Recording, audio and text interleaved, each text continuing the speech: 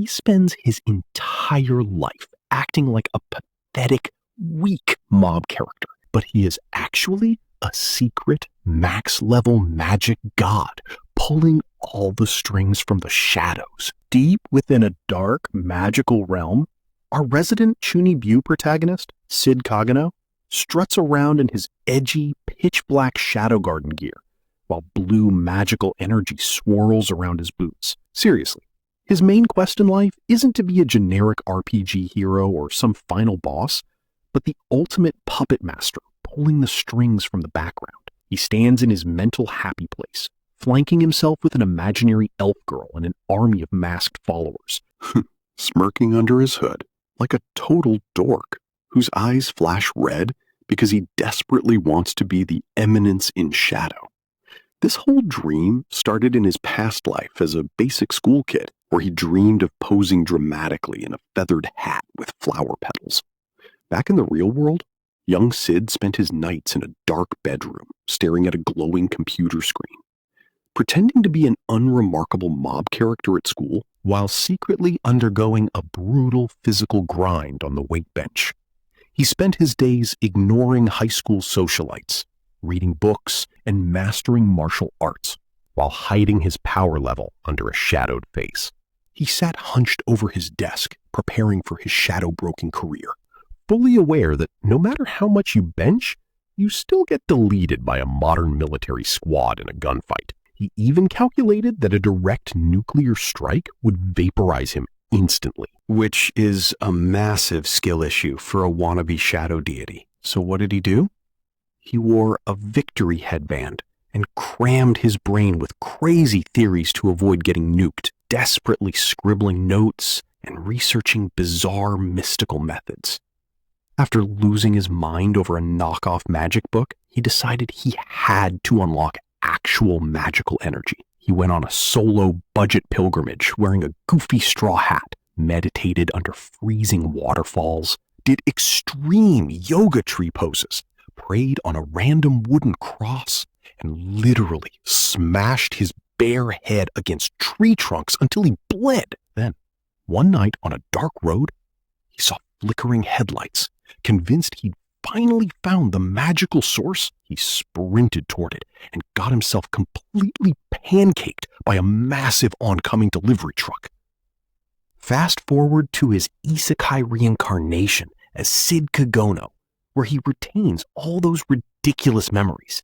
Now, out on the training grounds of his family's grand estate, his overbearing, powerhouse older sister Claire is absolutely bodying him in a wooden sword duel. To maintain his masterclass mob character disguise, Cid deliberately lets her break his defenses and take him down with a magically enhanced kick. He flops onto the grass, fake crying about how she's way too strong, while Claire looks down at him like he's a pathetic disappointment who brings shame to their prestigious spellsword lineage. She's only 12, but already has the stuck-up aura of a top-tier warrior, sighing in disgust as she lectures him about their noble blood and demands he take it seriously.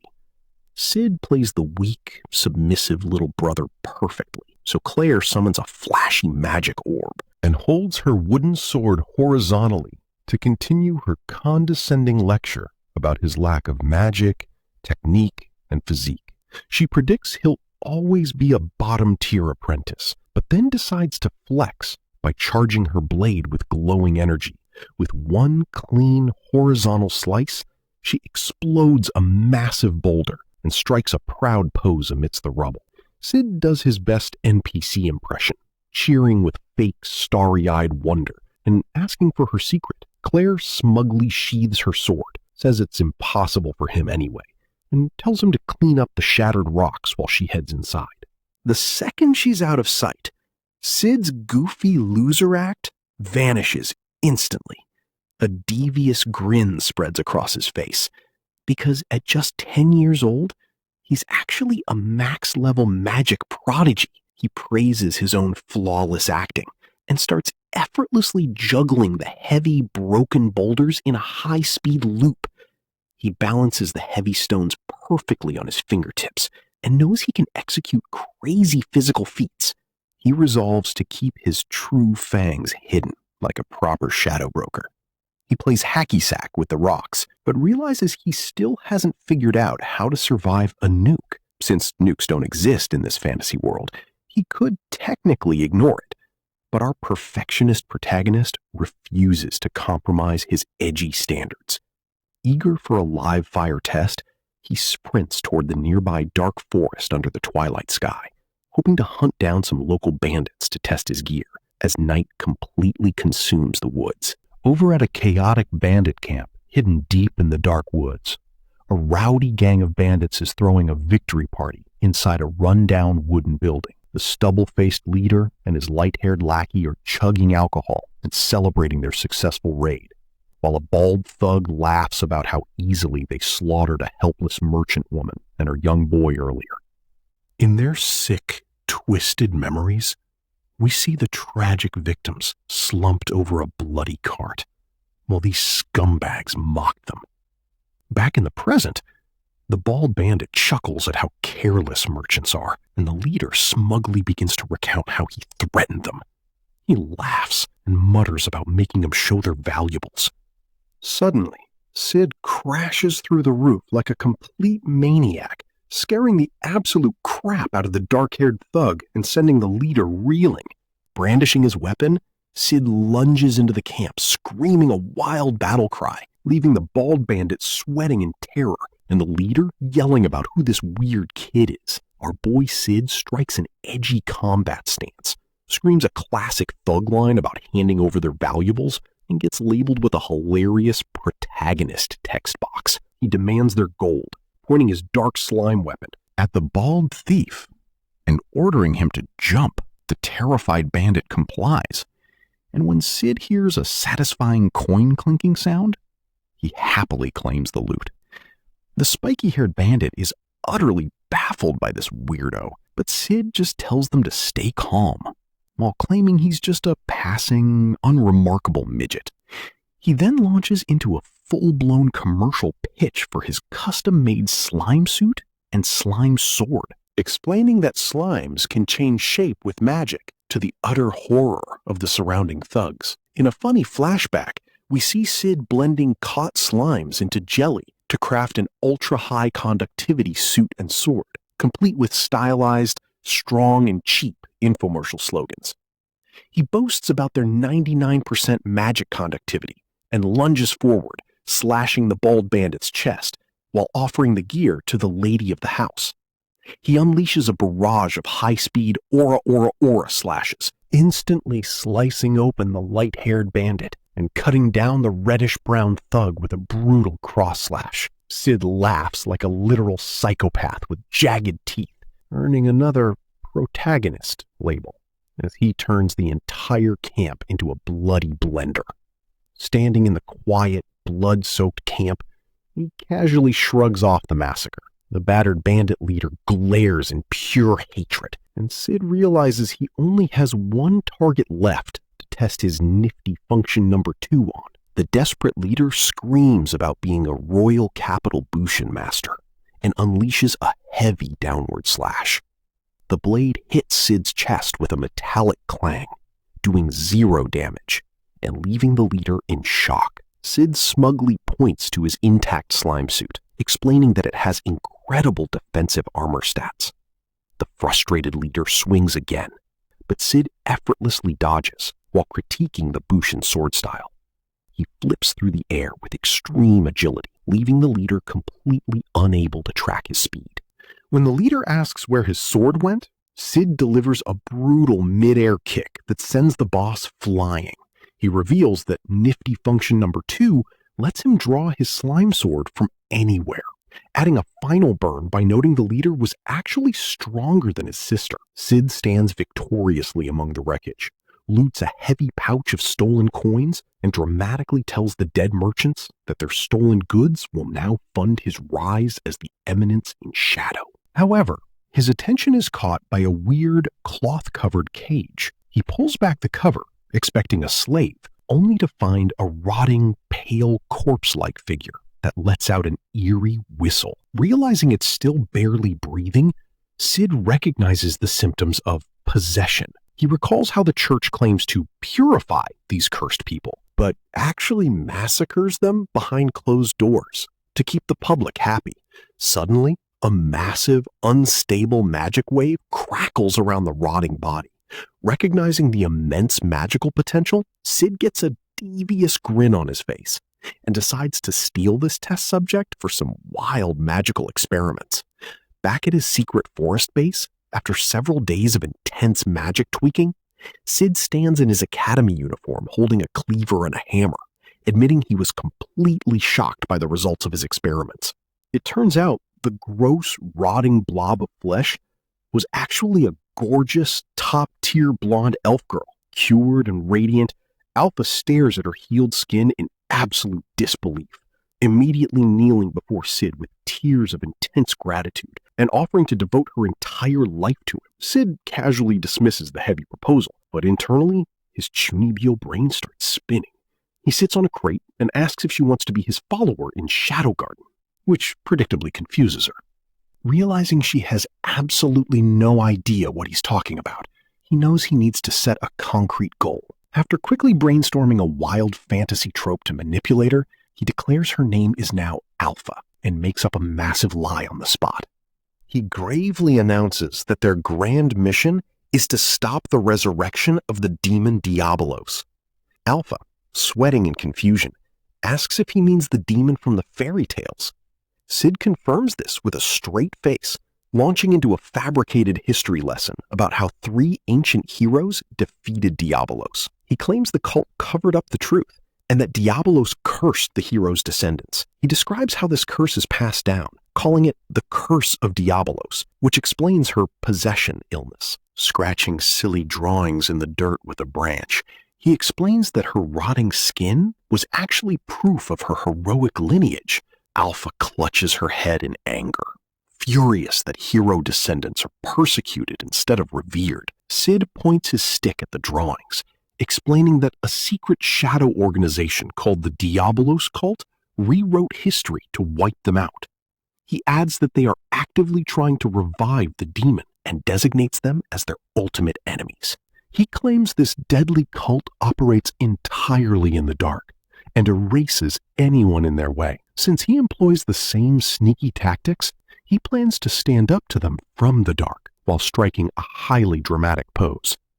Posing dramatically under a massive full moon as snow begins to fall, Cid declares their edgy motto, "We lurk in the shadows, and we hunt the shadows." He warns her that saving the world won't be easy, and that failure means absolute destruction before offering his hand to recruit her. Completely brainwashed by his epic storytelling, Alpha is filled with righteous, vengeful fury. She realizes the massive scale of their enemy and vows that the suffering of others must stop. She stands and yells in defiance. Kneeling under the giant moon, she solemnly pledges her life to Shadow Garden to bring death to their enemies. She bows her head, wishing vengeful death upon the sinners.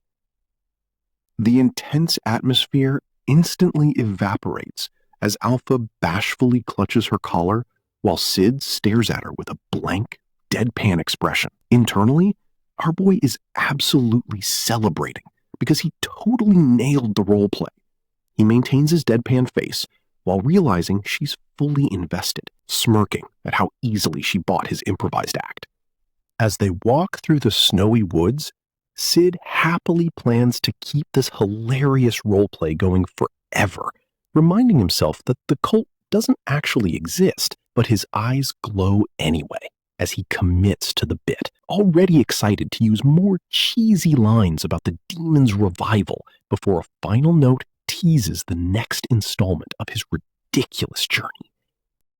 We open under the clear skies of the Kagenou estate grounds, where Cid quietly reflects with Alpha on their lengthy 3-year journey since the glorious founding of Shadow Garden. Now that he and Alpha are 13 and his aggressively overprotective sister, Claire, has turned 15, she is legally obligated to attend the capital's magic school. But before she can leave, she corners him in her new uniform, threatening violence if he doesn't say she looks good. Cid's sister would have left, But her plans are completely derailed on the day of her departure, because as the dramatic narrator and our panicked protagonist shout in unison, his sister was suddenly kidnapped in the second episode of this ridiculous journey.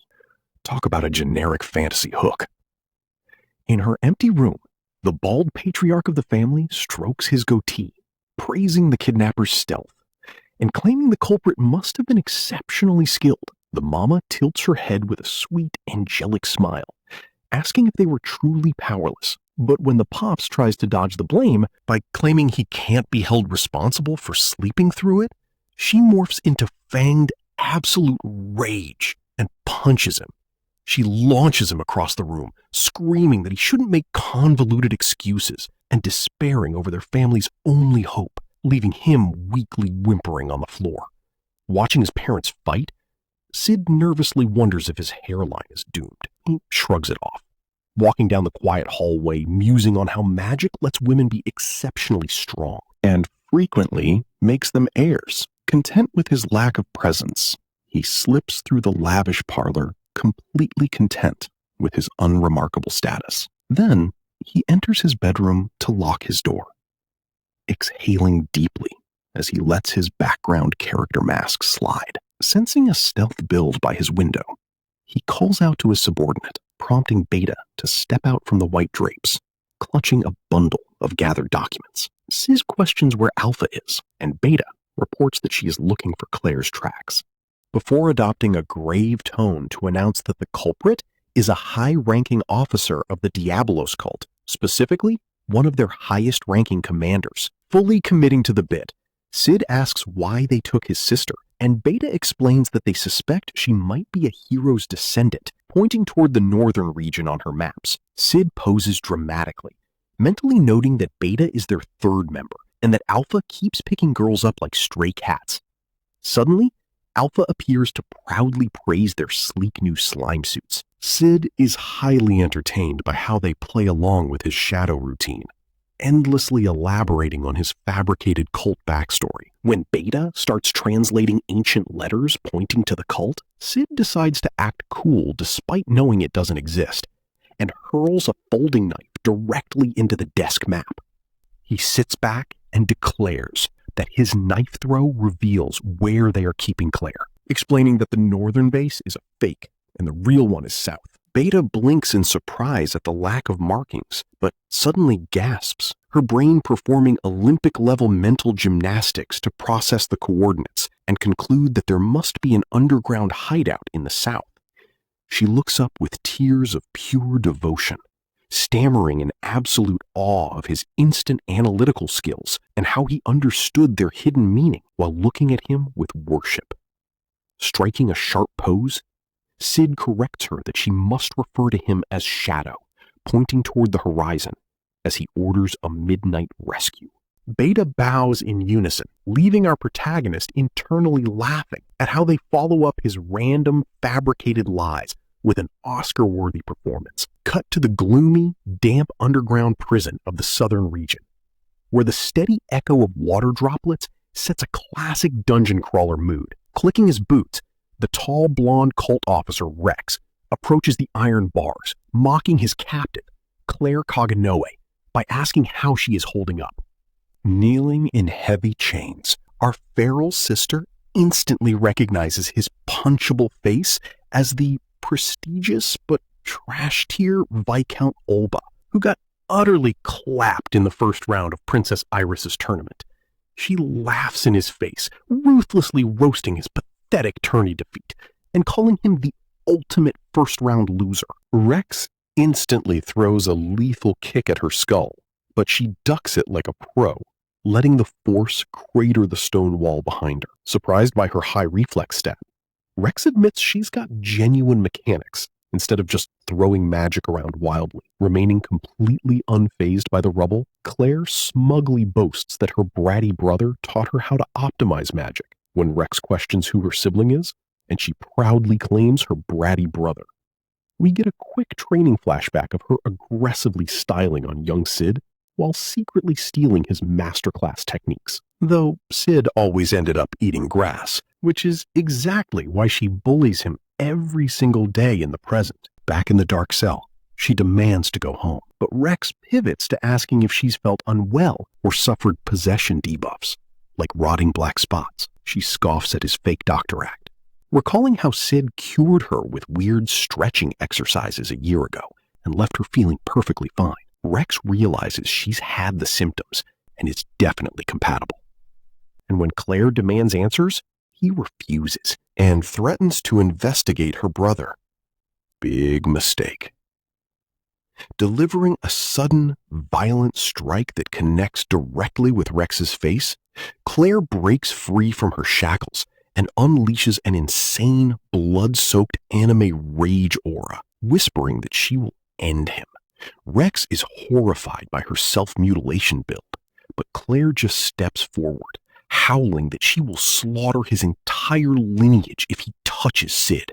Desperate to mute her, Rex delivers a heavy blow to her face, knocking her out. He decides to leave to harvest her blood instead. Suddenly, an armored knight shrieks that invaders are tearing up the dungeon and warns of attackers in the hall. Rex rushes out, sword drawn, only to freeze in sheer terror at the sight of his entire elite guard squad lying dead, shouting in disbelief.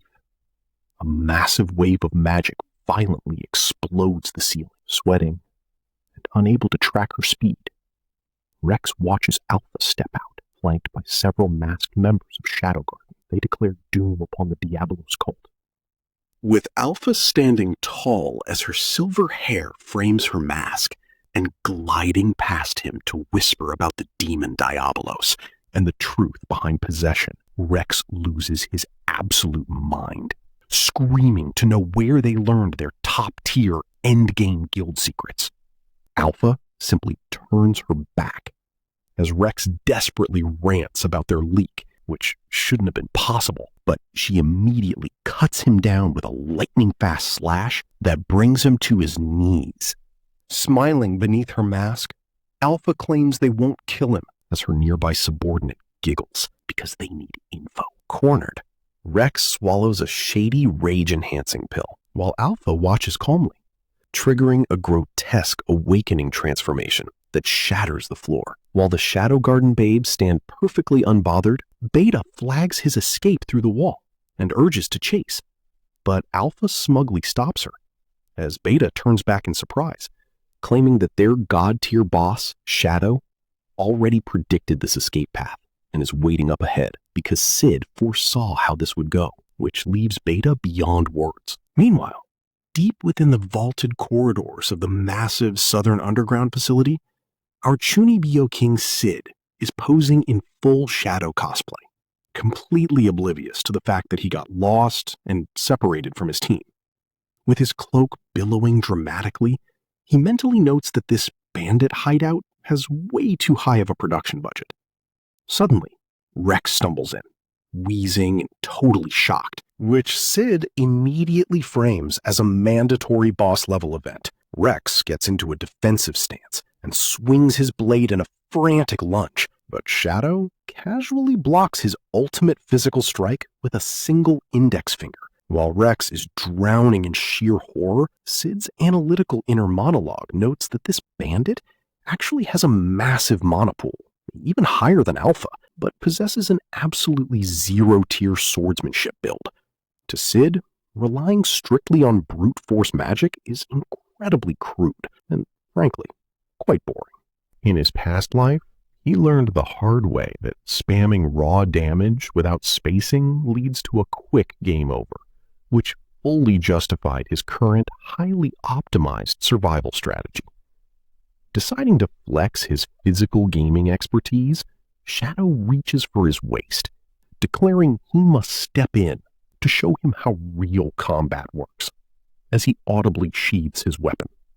Rex is utterly baffled, screaming not to be made light of and calling him a brat as he charges. With perfect spacing, Shadow zips past his attack, delivering a non-magical punch to his solar plexus that launches the massive cult officer backward. Cid lectures him about using an opponent's momentum without magic, then zips back to deliver a devastating kick that leaves Rex completely winded. Shadow evades another desperate lunge with mesmerizing grace.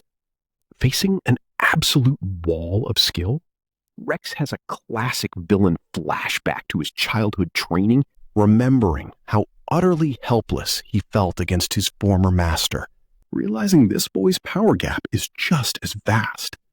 Trembling and gasping in agony, Rex begs to know where he came from as he frantically asks about his opponent's origins and what Shadow Garden actually is. Shadow delivers the ultimate Shunibyo line.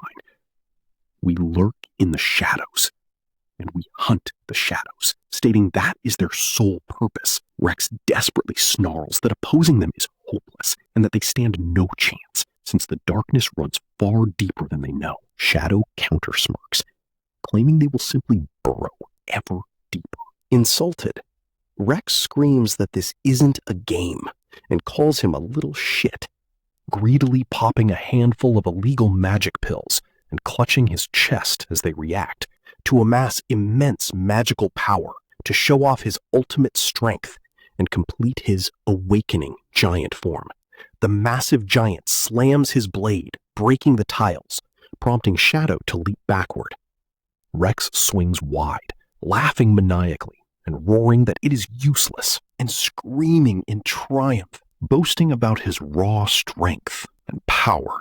He shrieks that Shadow is slow, flimsy, and brittle, as Shadow effortlessly dodges, calmly preparing his final attack. Declaring that playtime is over, Shadow unleashes a massive, ink-like wave of black slime magic that completely engulfs Rex. Rex is overwhelmed by the sheer chasm of magic as the impact launches him backward, his mind drifting into a peaceful white void where he remembers his past defeats and realizes this kid is on a whole different level, whispering a quiet goodbye to Melia. Later, our boy Cid sits comfortably at his breakfast table in the morning sun as he reflects on his status, reflecting on how their bandit hunting rescue operation ended. His sister Claire's hands healed instantly, allowing her to head to the capital, though she annoyed him by poking his cheek beforehand. Cid mentally praises the bandit boss for playing his role so well, secretly thrilled he got to use his burrow ever deeper line. He notes that Alpha and the rest keep adding absurd, world-scale lore about a global conspiracy where they capture compatible targets to their imaginary cult, but he completely ignores their elaborate backstory. When they announced they were leaving to travel the world, he assumed they were just letting him down easy and retiring from the game. He feels a bit sentimental sitting on his roof, watching the sunset cast long shadows, knowing he's just a wannabe acting tough, but looking forward to joining the Capital School in 2 years to attend classes at the Capital. And with the narrator teasing that his road is long, Cid raises his fist to the setting sun, swearing to grow strong and keep working to become the true Eminence in Shadow under the setting sun. The video ends here, but the story isn't over yet. Like the video if you're ready for the next part.